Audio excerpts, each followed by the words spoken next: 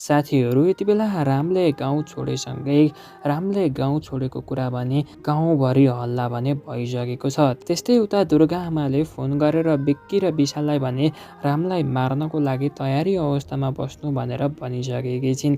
के अब साँच्ची नै राम मर्ने नै हुन् त? अब के राम कहिले फर्केर गाउँमा नआउने नै हुन् त?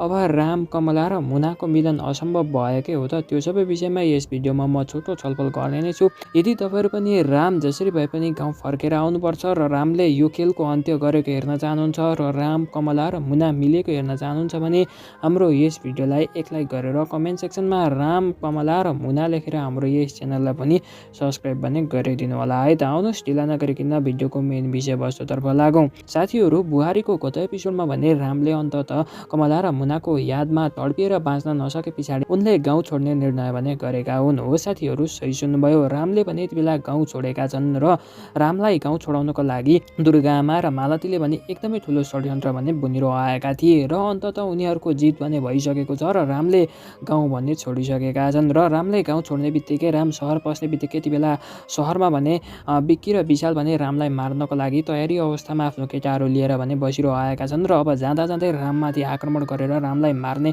एकदमै ठुलो योजना भने उनीहरूले बुनेका छन्। तर राममाथि आक्रमण गरे पनि राम जसोतसो गरेर बाँच्न भने सफल हुनेवाला छन्। त्यस पछाडि भने रामले आफ्नो रूप हुलिया परिवर्तन गरेर ती अपराधीहरूले किन आक्रमण गरे र तिनीहरू कसरी जेलबाट छुटेर आए, तिनीहरूलाई जेलबाट कसले छुटायो, त्यो सबै कुराको अध्ययन अनुसन्धान गरेर तिनीहरू सबैलाई एक एक गरी तह भने लगाउनेवाला छन्। साथीहरू, जतिसक्दो चाँडो रामले बिक्की, विशाल लगायतका अरू व्यक्तिहरूलाई तह लगाएको हेर्न चाहनुहुन्छ भने हाम्रो यस भिडियोलाई एक लाइक गरेर कमेन्ट सेक्सनमा राम लेखेर हाम्रो यस च्यानललाई पनि सब्सक्राइब भने गरिदिनुहोस् है त।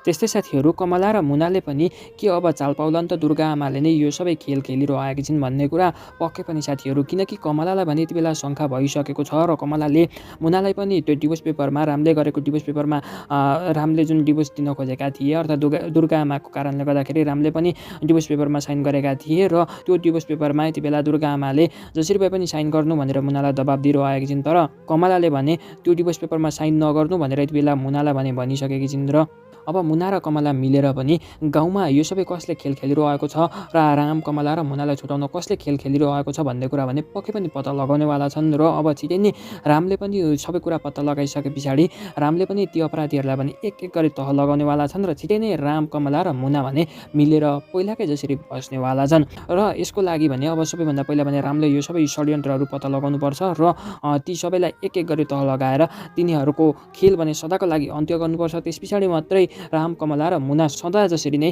खुसीका साथ मिलेर बस्न भन्ने सक्छन्। नत्र भने राम, कमला र मुनालाई छुटाउनको लागि फेरि पनि कसै न कसैले षड्यन्त्र गर्छ।